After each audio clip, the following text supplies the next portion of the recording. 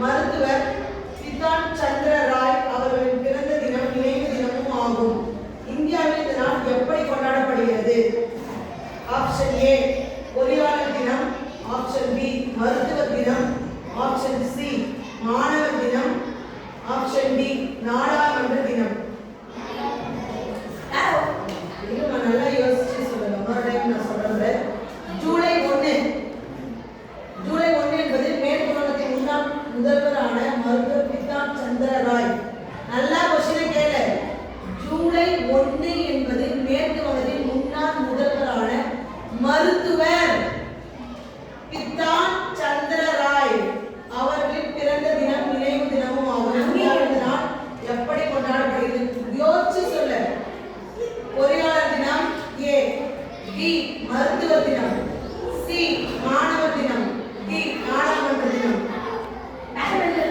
Very good.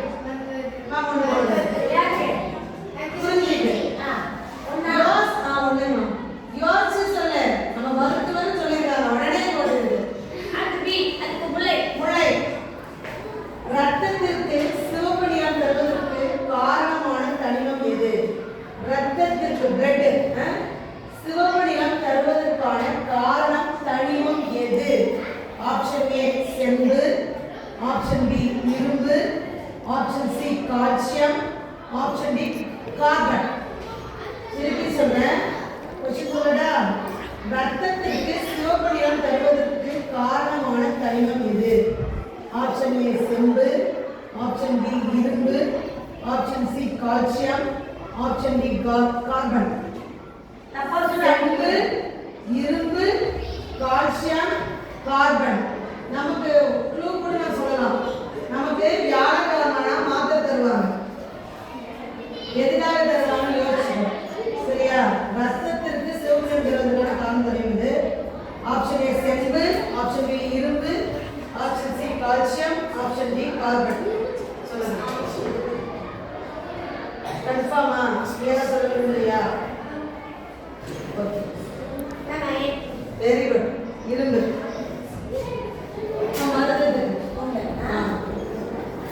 உங்களுக்கான கேள்வி.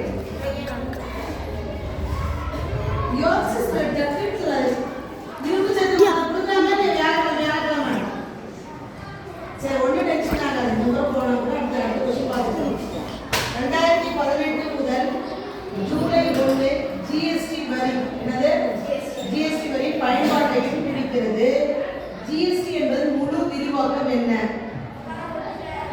Option A தங்கம் மற்றும் வெள்ளி வரி, விருப்பம் ஆப்ஷன் பி அரசு சேவைகள் வரி, ஆப்ஷன் சி கிடங்கு மற்றும் சேமிப்பு வரி, ஆப்ஷன் டி சரக்கு மற்றும் சேவை வரி.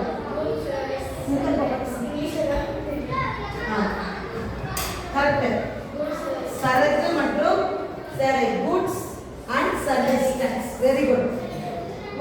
மருத்துவத்துக்கு இன்னொரு மருந்து. ரெண்டே போட்டு நெய்தலுக்கான கேள்வி.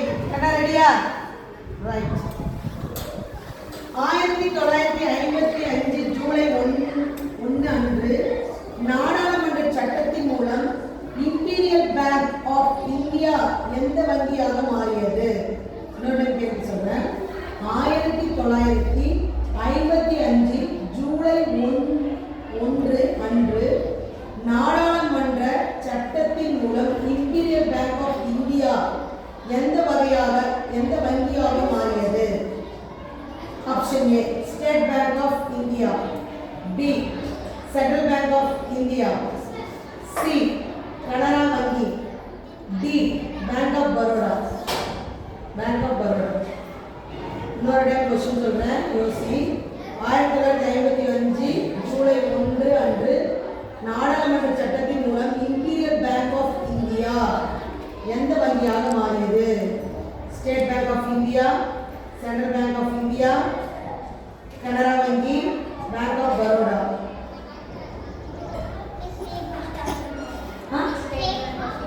State Bank of India. Very good. நெய்தலுக்கு ஒரு மார்க்.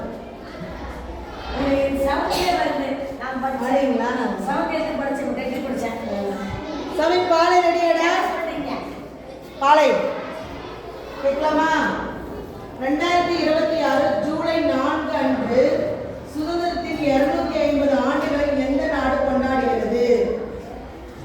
2026 ஜூலை 4 அன்று சுதந்திரத்தின் 250 ஆண்டுகளை எந்த நாடு கொண்டாடுகிறது? இந்தோனேஷியா, ஐக்கிய ராஜ்யம், அமெரிக்கா, ஆஸ்திரேலியா. அதாவது இப்போ 2026 இப்போ போச்சு ஜூலை 4 இந்த மாதம் 4ஆம் தேதி சுதந்திரம் கிடைச்சி 250 ஆண்டுகள் சுதந்திரம் 250 ஆண்டுகள் எந்த நாடு கொண்டாடுறது? இந்தோனேஷியா, ஐக்கிய ராஜ்யம், அமெரிக்கா, ஆஸ்திரேலியா. கன்ஃபார்ம் பண்ணிடலாமா? ஏன் சொல்ல முடியலையா?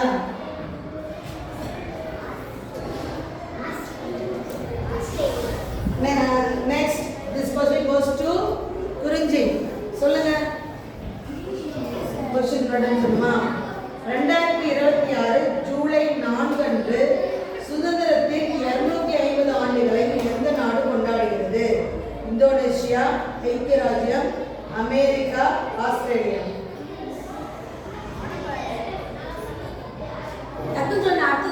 ஆமா, 30 கேள்வி இருக்கு.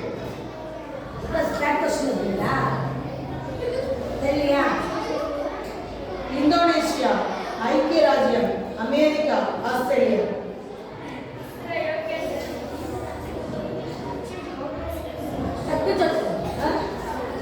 No. Next question goes to அவ்வளோதான் அமெரிக்கா.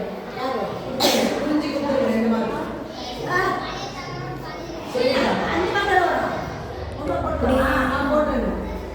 இப்போ யார் கேள்வி? உங்களுக்கு கேள்வியா? சரி. கொக்கோ தாவரத்தின் கொட்டைகளிலிருந்து மனித ரீதியாக முக்கியமான எந்த பொருளை பெறுகிறோம்? கொக்கோ தாவரம் இல்லையா?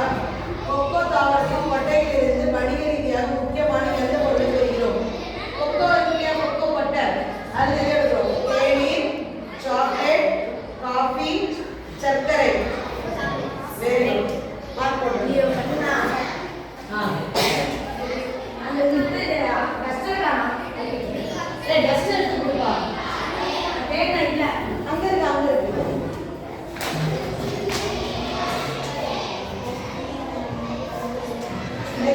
கிளார் அடிக்கிறோம்.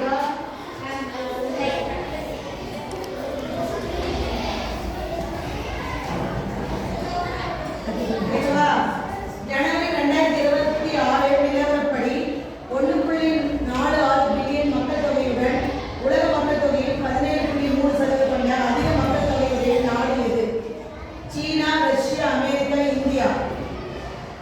ஜனவரி 2026 நிலவரப்படி 1.46 பில்லியன் மக்கள் தொகையுடன் உலக மக்கள் தொகையில் 17.3% கொண்ட அதிக மக்கள் தொகையுடைய நாடு எது? சீனா, Russia, America, India. India. Very good. வருடம் 17 வயதில் அமெரிக்கான நோபல் பரிசு வென்ற இளையவர் இவர்களில் யார்? கண்டிப்பா தெரியும் உங்களுக்கு. Nadia Murad, Barack Obama, Malala Yousafzai, Nihon Hidankyo. சொல்றேன். 17 வயசுலயே அமெரிக்கான நோபல் பரிசு பெற்ற இளையவர், சின்ன வயசுல. சரியா? Nadia Murad, Barack Obama, Malala Yousafzai, Nihon Hidankyo. சொல்லு. பேர் சொல்றேன். ஆப்ஷன் சொல்றேன். Nadia Murad, Barack Obama, Malala Yousafzai, Nihon Hidankyo. Nadia Murad, Barack Obama, Malala Yousafzai. நான் மார்க் கொடுத்துருக்கேன். வருஷத்துக்கு 3. நெக்ஸ்ட் நபார்ட் வங்கி இவற்றில் எந்த துறையின் வளர்ச்சிக்காக தொடங்கப்பட்டது? நபார்ட். சரியாடா? விவசாயம் துறை. ஆப்ஷன் விவசாயம், மீன்பிடித்தல், கல்வி, போக்குவரத்து.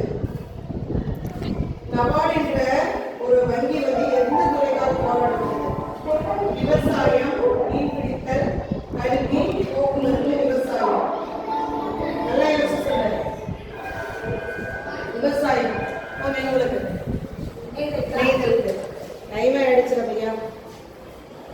அடுத்து 10வது கேள்வி. இந்த class. ஜூலை 15 தமிழ்நாட்டின் எந்த